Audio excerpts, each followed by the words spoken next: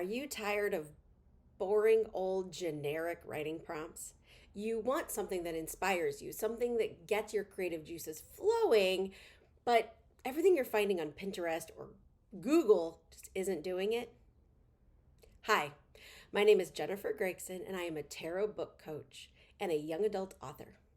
And I'm here to teach you the magical tool of tarot. So, what is a writing prompt? Basically, it's any kind of story starter. It can be a question, it can be a spark. A lot of times people need them for school, right? Let's say you have to write a creative essay and you have no idea how to start that. Or maybe you need a short story for something. Or maybe you're just really tired of your novel and you just want a couple of days of writing something different. And you're going on to Google or you're flipping through old writing prompt books and nothing is exciting you. Let me show you a really fun way to do this using tarot and oracle cards. I have two paths that you can choose, and I use both. The first path is what I call sort of the intuitive tarot. It's really just looking at the cards themselves, not getting any outside information.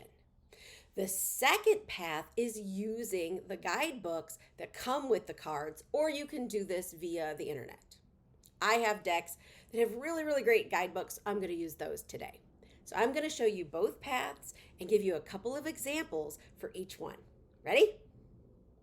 Okay, so for path one, right, the sort of intuitive, looking at just the cards, I like to choose tarot decks that are vibrant, have a lot of color, have a lot of people or things in them. It can be animals, it can be dragons or unicorns or whatever you are using for your particular genre.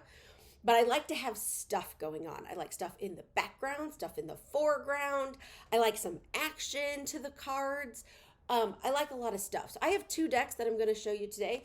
I have the Gilded Tarot Royale and I have the Lightseers Tarot. Both of these you can find from Amazon or other online distributions. So let's start with the Gilded Tarot Royale. And I'm literally going to do this with you. So I'm just going to choose a card and kind of show you how I look at the card and how I generate prompts. Okay, so first card is the Ace of Wands. So first I'm going to look at things like what's happening in the card. What's the action, right? This big two-handed person, right, is reaching for something. That's the action, right? Then I'm going to look at the colors. Wands are very all about like the fiery passion. So this has a very fiery look to it. Like the whole world behind him is kind of on fire. Then I'm going to look at what's going on in the background. There's some clouds. There looks like there might be some thunder. And then the foreground. This card doesn't have a ton in the foreground, but maybe we could look at his hands specifically. Are they rough? Are they smooth? What kind of person belongs to those hands? And then I'm going to think about what happened right before this picture, what's happening during the picture, and what's happening after the picture, right? So maybe before the picture, these magical hands were searching for something, and they broke through the fire, found the wand. And then afterwards, they're going to grab the wand, and what are they going to do with it? That's a prompt right there. You can just stop right there. What is this guy or these hands going to do with the wand? Prompt. You could write about fire. That's a prompt, right? You get a spark of an idea. What does fire mean to you? What does fire do? It can cleanse, it can burn, it can scar. It's very scary. It can be very healing. Maybe you write about a healing ritual with women that are burning old love letters from their exes, right? I'm thinking of that one Friends episode where they start a fire in their apartment and then the cute firemen come, right? You can use this for various genres. So there's one example. I would love, as I'm doing this, for you to tell me what you see in the cards. So down in the comments below, tell me Ace of Wands, and then what kind of ideas are you getting? Let's do one more example from this deck before we move on to the next one. How funny, the Two of Wands. I literally pulled these from different parts of the deck. Isn't that funny? So this is the card that goes right after this one. So that's kind of interesting. You could totally use it that way, right? You could pull both of the cards and look at them together. What I'm going to do is just look at this card by itself for right now. So the two, you could think of two. You could think of a partnership. You could think of a relationship. You could think of a mother-daughter, mother-son, father, right? Any kind of two people. Let's look again at the background. There is those mountains with that beautiful sun pouring through. There's birds flying. The clouds are really cool. There's like a path in the garden. In the foreground, you've got these animals. There's a bunny and a squirrel, it looks like, and some really pretty flowers. So you could write about a walk in a garden, a walk in a forest. These animals always kind of make me think of Snow White. So you could do a fairy tale retelling. The two wands, what are they doing there? Are they collecting the sun? Are they some sort of like sundial? Are they telling the time? If you're writing like a magical fantasy world, this is a really great deck for that. But like, what's that guy doing? Is he in charge of those wands? Oh, I just noticed there's a deer in this picture. Because I'm looking at it from my camera. I haven't actually flipped it around and looked at it. But what is that guy doing? Is he getting ready to kill the deer? Why? Why not? This is what I'm talking about with prompts and tarot cards. There is so much going on with this card. You could literally pick one tiny detail and go crazy, or do the before, current, and after. I love this method so much. I just usually call it the before and after, but I usually do suck in sort of that current, what's going on in the card. But where did this dude in red come from? What is his purpose for entering this scene? What is happening in the scene? And then what's going to happen afterwards? Is he going to try to shoot the deer and the beautiful Bambi runs off, or does he get it, right? That's a before, current, and after. So now let's try it with this deck, just to give us a different example with some different imagery. This deck is very, I want to say different, but there's a lot of similarities. The colors are very similar. They're both very bright, vibrant decks. There's a lot going on with this deck, like I said. I love that for this method of not using the books. And again, I'm doing this right here. I have not pre-populated these. So now we've got the Devil. Well, this is a fun card. He's an interesting character. As you can see, this deck is very different vibe, right? So he has some kind of imagery on his chest. I noticed that right away. His hair, he's underwater. Is he a merman? Is he just really into water? Is he a surfer? Usually we think of surfers as blonde, but it would be kind of interesting to go with that dark rocker surfer vibe. Like, that's really different. There's what is this, a crystal? I'm gonna turn around. No, it's a guy. He's like controlling a little puppet guy. That's interesting. He's got tattoos on his arm. That's interesting. Is he wearing clothes? Not really sure. So again, what can you pull from this card? I would love to know in the bottom, because the Devil is always an interesting card in general. But just looking at this card, what are you getting? I'm kind of getting like a rocker with a groupie, which would be an interesting conversation or story starter. Again, it would depend on your genre. If you're writing murder mystery, like, this is a really great card because he would make a really good villain. Somebody maybe you wouldn't expect, like a really cool drummer in a real popular band. Think like Red Hot Chili Peppers kind of band. Not that I'm saying any of those guys are murderers, side note, legal issues, but that kind of really big MTV star. Do they even have MTV anymore? Did I just age myself? Let me know in the comments below. Is MTV still around? But anyway, that's what I get from this card, right? Very different vibe. One more, and then let's move on to path 2. Ooh, this one's interesting. So this is the Knight of Pentacles. This is a really colorful card. These are, to me, they look like plates, right? He's wearing one on his back, so they could be shields. That would be interesting. Do these represent different lands, right? That horse is so ornately adorned. Is there a reason for that? He's following the guy. The guy looks totally chill. He's not even wearing shoes, got his pants rolled up. What is his mission? Why does he have a shield on his back and not on the front? Maybe he just finished a war. He's going back home. I'm not picking up a whole lot right now. There are so many colors, though. That's what I'm picking up with this. Can you write about colors? Can you write about what purple means to you? What that really cool turquoise means to you? What would you even call this color right here? Let me know in the comments. What would you call that color? It's a great color. So I'm just going to hold this card up. I really want you to get some examples in. So you can even pause this video and look at this card and just see what things are coming up for you. Can you write about that horse? I'm really drawn to that horse for some odd reason today. So that is how I do path 1, right? I think about what genre I want to write, either the genre I always write, which is young adult, or maybe I'm really in the mood to try something different like sci-fi or fantasy or horror. I kind of think of what I want out of the story. Maybe it's just I want a really good character, or I want a really good description. Like I need to write something descriptive, right? I just want to explore descriptive writing. So I kind of do that first. And then I decide, am I going to do path 1 and just look at the card and ping ideas? Or do I want to go even further and get into the guidebook, which is our next path? Okay, so that was path 1. Now path 2, I personally like to use it with oracle decks. I don't find those very intuitive to read, and certain decks that I don't find very intuitive to read. But the decks that I chose to show you have really great guidebooks that have amazing insight and some really great information to give you prompts. So I went ahead and grabbed these and marked where they were in the book so that you weren't seeing me flip, but I actually haven't looked at anything. So we're still going to kind of do this exactly how I would do it so that you can see how my brain works, but it's a little bit of a tricky ride in there, so keep your arms and legs inside the ride at all times.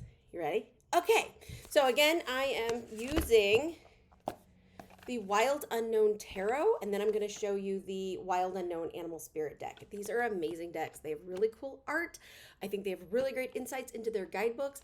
I personally can't intuitively read them. That's just me. And again, there's nothing wrong with using the guidebooks when you're doing this process. Nothing at all. So the first card is going to be from the tarot deck, and it's the Empress. So the Empress is all about creation, nature, and the mother. She is the mother or the goddess of the tarot. Her energy encompasses all that is warm, creative, and sensual in the world. Her strength comes from being gentle and compassionate and loving without binding. When this card appears, it's pointing to either a maternal relationship in your life or the side of yourself that wants to love more. It's also suggesting that it's time for you to reconnect with nature and go outside. Okay, so just from that alone, and this imagery, there's like the moon, this tree is very pink. There's a lot of pink energy there. Again, I don't really see anything when I look at this imagery, right? To me, you might. What are you seeing? This might ping all sorts of stuff. But from that description, you could definitely write about a mother character. Now, this is about the loving energy of a mother. And if you have that kind of relationship, you might want to write about that kind of relationship. Or if you don't have that kind of relationship, you might want to write that kind of relationship for yourself. Or think about maybe the character you've created. Maybe you want to write a little bit more about that mother relationship that they have, or their relationship to motherhood in general. Even if they're a man, they have a mother, right? So that's kind of interesting. Or you could take the motherhood part out of it and use that fertility aspect, the abundance aspect, the nature aspect, right? What does it mean to be outside at night? One, do you feel safe, right? Could you write about someone that doesn't feel safe? Could you write about someone that's walking along a country road and does feel completely safe? Definitely depends on if you're a man or a woman in the story and where you are, right? What does that look like? What does that feel like? What does that smell like? Could you explore nature in general? That's sort of how I do that. Let's move on to the next card. So there's the Empress. Also, number 3, I like to use numerology a lot. So just a little side note, what does the number 3 mean to you in this thing? Like with me, with motherhood, right? You get like a little triad, right? Especially if you have your first baby, that sort of gives you a little trio of father, mother, baby.